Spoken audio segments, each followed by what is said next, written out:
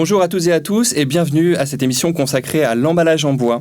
Avec un chiffre d'affaires de 3 milliards d'euros en 2022, l'emballage bois est une industrie dynamique, que ce soit sous forme de bourriches, de caisses ou encore de palettes. L'emballage bois est présent dans tous les secteurs d'activité de notre économie, dont la France, Cocorico, est la première productrice en Europe avec 17 000 emplois directs. Mais quel est le bilan carbone de l'emballage bois ? Quel est son impact ? L'emballage bois présente-t-il un bilan carbone plus favorable que les autres matériaux ? Pour en parler, j'ai le plaisir d'accueillir 3 invités à côté de moi. Donc Christophe Benetton, vous êtes le président de la commission palette de la Fédération nationale du bois. À vos côtés, Olivier Delagossi, vous êtes délégué général de la commission emballage léger en bois de la FNB, Fédération nationale du bois. Bonjour. Et en face de vous, bonjour, en face de vous, Christophe Guiberto, vous intervenez pour le compte du syndicat de l'emballage industriel et de la logistique associée. Bonjour à tous. Voilà, juste pour tout petit rappel, vous êtes tous les 3 membres du pôle emballage bois, qui est un consortium de 3 organisations qui a pour but de promouvoir l'emballage en bois. Merci à tous les 3 d'être présents sur ce plateau. Toute première question pour vous, Christophe. Quand on parle de sourcing, on pense nécessairement aux matériaux, et là en l'occurrence le bois. Face aux récentes pénuries, est-ce que finalement la ressource bois reste un matériau d'avenir ? Oui, alors pas d'inquiétude pour l'avenir du bois. Cette notion de pénurie, elle est plus conjoncturelle parce que on a vécu des années assez particulières après le Covid et avec la guerre en Ukraine qui a créé une pénurie, mais qui est absolument conjoncturelle. Il faut savoir que le bois est un matériau naturel et à la différence des autres matières premières fossiles, c'est une ressource naturelle renouvelable issue de forêts gérées durablement. Donc quand on regarde la croissance du massif forestier en France, elle est positive entre sa croissance et la consommation qui en est faite pour l'industrie du bois. D'accord, donc pas d'inquiétude à avoir en tout cas de ce côté-là. Olivier Delagossi, le peuplier très utilisé dans l'emballage léger, même constat ? Même constat, donc le peuplier effectivement c'est plus de 85% de la ressource bois pour faire des emballages légers. Après, il y a un peu de pin, épicéa et hêtre, mais c'est vraiment l'essence majoritaire. Et on est donc 2 métiers qui sommes très utilisateurs de peuplier, c'est le contreplaqué et l'emballage. Et donc, on a à la fois une gestion durable, effectivement, des peupleraies, à travers les labels de gestion durable type PEFC, mais la profession, à travers le Conseil national du peuplier, a voulu aller plus loin. Et donc, on a monté une opération nationale de grande envergure qui maintenant est exportée dans plusieurs pays, qui s'appelle Merci le peuplier. Et donc, en fait, on finance la replantation des peupliers. Une fois que le propriétaire forestier a fait le travail, on lui rembourse les factures de la replantation, de l'achat des plants. D'accord. Et donc, c'est une opération qui montre à la fois la confiance qu'on a dans le futur, puisqu'une peuplerie, un peuplier, ça met 15-20 ans à pousser. Et donc, on assure aux propriétaires forestiers que c'est un investissement de confiance. C'est-à-dire qu'on sera encore là dans 15-20 ans pour pouvoir récolter la matière pour continuer à faire des emballages légers. Donc, ça a installé une confiance et une gestion durable encore plus forte que la gestion initiale qui était de labelliser les plantations. D'accord.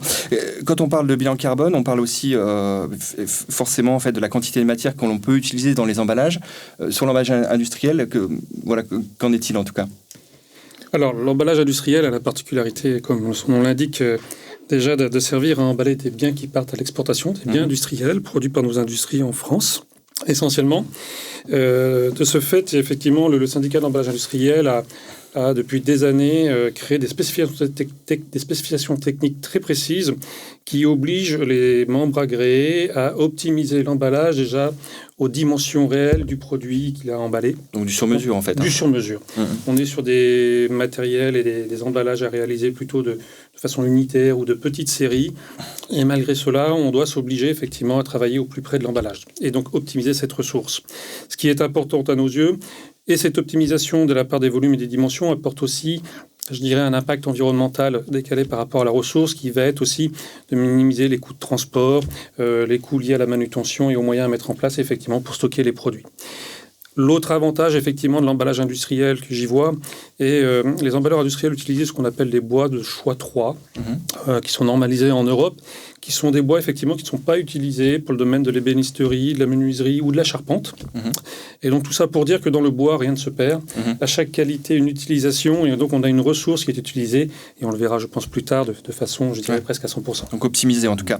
Sur le processus de fabrication, Olivier Delagossi, pourquoi aussi l'emballage bois il est moins énergivore en fait par rapport à peut-être d'autres types de matériaux? Alors, l'idée, c'est qu'il faut visiter une usine de fabrication d'emballage. On a des techniques de première transformation qui sont le sciage et le déroulage. Alors, le sciage, tout le monde connaît. Le déroulage, c'est moins connu. Alors, je vais donner une image très graphique de l'affaire. C'est comme quand vous taillez un crayon. Vous taillez votre crayon avec un taille-crayon. En fait, vous voyez que l'énergie qui est nécessaire pour tailler votre crayon, elle est quasiment nulle. Vous prenez, voilà, c'est une énergie très... Et en fait, dans les usines, c'est la même chose. On a des gros taille-crayons qui s'appellent des dérouleuses et qui vont en fait créer une nappe de bois très très fin avec laquelle on va faire les emballages. Et cette première transformation est tellement économique en énergie par rapport aux autres matériaux, que nos impacts carbone sont extrêmement faibles en comparatif.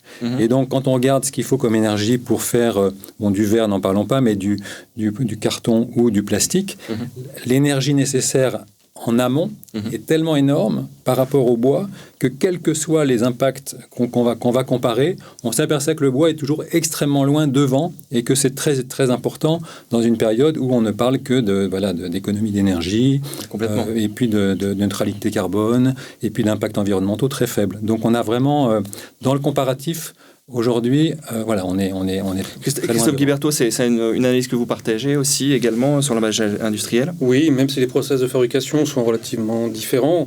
Dans l'emballage industriel, on est dans la seconde transformation du bois et on transforme des matières qu'on achète sous forme de ce qu'on appelle d'avivés, nous dans nos langages, qui sont des sections prédéfinies, et aussi des panneaux dérivés du bois qui sont au format. Et donc, nos outils consistent à essentiellement avoir des outils de découpe à longueur, donc ils sont très faibles en termes de consommation d'énergie. Et derrière, l'assemblage de ces structures est réalisé par du clouage pneumatique essentiellement, donc très peu consommateur d'énergie.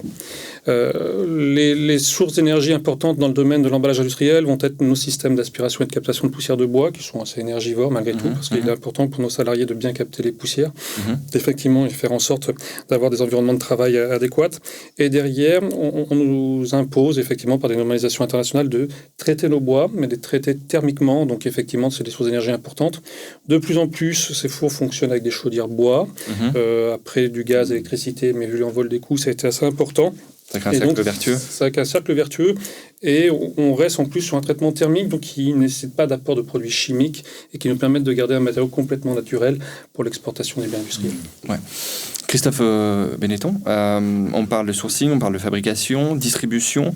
En quoi l'emballage bois, là aussi, il a un impact environnemental plus faible? Alors, sur cette partie distribution, les entreprises d'emballage bois en France sont au cœur des territoires. En ce qui concerne la palette, il faut savoir que plus de 80% des entreprises de fabrication ou de reconditionnement de palettes vendent leurs produits à moins de 300 km de leurs clients. Donc, ça veut dire des zones de transport faibles et donc moins de CO2. Ça veut dire aussi avoir des emplois au cœur des territoires. Ce sont des emplois qui sont non délocalisables. Et donc, ça favorise... Donc, c'est une industrie de circuit court, on peut dire, absolument. en fait. Qui va sur quel on parle de quoi comme rayon en termes de kilomètres? C'est pour ce qui est de la palette neuve, donc celle qui sort des usines de fabrication, on parle de 300 km au maximum. Pour ce qui est de la palette reconditionnée, donc celle qui est reprise dans les circuits de distribution pour être réparée et revendue en palette d'occasion, on parle de 100-120 km maximum. Au plus près, des clients. Olivier Delagossi, sur quelle piste vous avez travaillé aujourd'hui pour encore améliorer justement et réduire l'empreinte carbone de l'emballage léger? Alors justement, on travaille sur le maximum de relocalisation, de la réutilisation de la matière une fois que l'emballage a déjà servi une fois. Nous, on est dans l'emballage monorotation, mais donc en fait, l'emballage, il peut être soit en compostage, soit en énergie, soit en recyclage. Et donc, on essaye d'améliorer, de réduire les distances. Et alors, on a eu une opération qui a été très importante récemment. Ça a été le statut de sortie de déchets. Donc, on a été la première industrie en France à avoir ce statut de sortie de déchets pour l'énergie. Et donc, ça nous permet d'avoir donc un bois. Alors, le bois, effectivement, n'est pas traité chimiquement. Donc, nous, surtout qu'on est en contact alimentaire direct. Donc, on a 0 traitement chimique. Donc, on a à la fois un bois qui est très sec en fin de vie et qui est non traité chimiquement. Donc, qui est très demandé par les petites chaufferies. C'est ce qu'on appelle le bois de classe A. C'est la meilleure qualité de bois pour l'énergie. Et donc, qui est demandé, qui a une bonne valeur et qui est sur des petites chaufferies qui sont locales, par exemple les hôpitaux, les collèges, etc. Et donc, on peut rayonner localement par rapport à ce gisement de deuxième vie du bois qui a servi pour les emballages. Donc ça a été un travail qui, aujourd'hui, nous permet de encore améliorer les impacts et la baisse d'impact sur l'environnement. Christophe Guiberteau, sur l'emballage industriel, alors on parle de bois, on parle d'essence. Est-ce que vous travaillez à l'avenir sur de nouvelles essences pour la caisserie? Depuis quelques années, je pense que c'est aussi le pôle emballage bois qui essaie de regarder effectivement comment travailler avec des essences qu'on va considérer comme sous-exploitées en France. Parce que l'emballage industriel a tendance à travailler beaucoup à base de bois résineux, qui sont issus de nos massifs forestiers, souvent sur des massifs de proximité, donc ça peut être du sapin, pin sylvestre, pin maritime, épicéa, en fonction d'où on va le travailler, parce qu'on cherche aussi effectivement la proximité des ressources naturelles pour éviter les transports. Derrière cela, effectivement, il a été missionné l'Institut technologique du FCBA depuis quelques années pour travailler à nous proposer des orientations sur l'utilisation de nouvelles essences de bois, nous permettant demain de trouver des stratégies pour orienter nos outils de production peut-être à ces nouvelles essences, nos techniques d'assemblage, et pouvoir utiliser au mieux cette forêt qui est très souvent sous-exploitée parce qu'une grande partie de notre forêt est très peu utilisée aujourd'hui. D'accord, nouvelles essences, vous pensez à des essences en particulier? Alors dans nos activités, ça pourrait être du frêne, on nous a proposé du frêne, il y a eu du charme, il y a eu de l'acacia, il y a encore des essais à faire parce qu'on a des problématiques d'approvisionnement qui pourraient être liées à des sections de bois, donc il y a des bois aussi qui sont de petites sections, pas forcément utilisables dans nos domaines d'activité, mais en tout cas c'est quelque chose qui s'y travaille, avec le soutien effectivement de France Bois Forêt, il nous aide à financer des appels à projets réguliers pour travailler sur ces nouvelles études, effectivement missionner effectivement des cabinets ou des instituts technologiques pour nous aider à travailler et transformer notre industrie demain pour mieux utiliser cette ressource. D'accord, donc encore de belles perspectives. Encore de belles perspectives. Christophe Benetton, pour conclure, quelles sont les perspectives un petit peu pour la palette bois en tout cas? Est-ce qu'on va aller vers encore plus d'optimisation pour le décarboner encore davantage? Oui, absolument. Alors comme on l'a dit tout à l'heure, les industries de l'emballage bois sont moins énergivores que celles quand on les compare à celles d'autres secteurs. Néanmoins, on souhaite poursuivre notre engagement vers plus de décarbonation.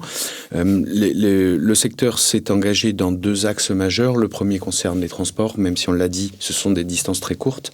Ces distances, on veut les faire avec en émettant le moins de CO2 possible. Donc l'ADEME nous y aide avec un dispositif qui s'appelle Objectif CO2 pour essayer de décarboner nos transports. Et puis l'autre axe de développement concerne la décarbonation de l'énergie. On a la chance d'utiliser un matériau qui peut aussi être source d'énergie. Donc, ce sont les chaudières biomasse dans les usines. Ça peut être des investissements plus lourds, mais qui sont très vertueux, qui sont les usines de cogénération, qui permettent de produire de l'électricité et de la chaleur à partir du bois ou de ses connexes. Voilà, l'objectif serait qu'on soit indépendant énergétiquement et surtout vertueux avec moins d'émissions de CO2. Donc des énergies vertes, de l'optimisation de transport, encore pas mal de sujets en tout cas à traiter. Il nous reste du travail. Voilà, et il est temps pour moi de conclure cette émission. Merci à tous les 3 d'avoir participé. Je rappelle, avant de nous quitter, que vous serez présent au salon All for Pack au mois de novembre, du 4 au 7 à Paris-Villepinte. Donc on invite en tout cas... venez nombreux sur le salon, et je vous donne rendez-vous quant à moi pour une nouvelle émission consacrée à l'emballage bois très rapidement. Merci de nous avoir suivis et à bientôt.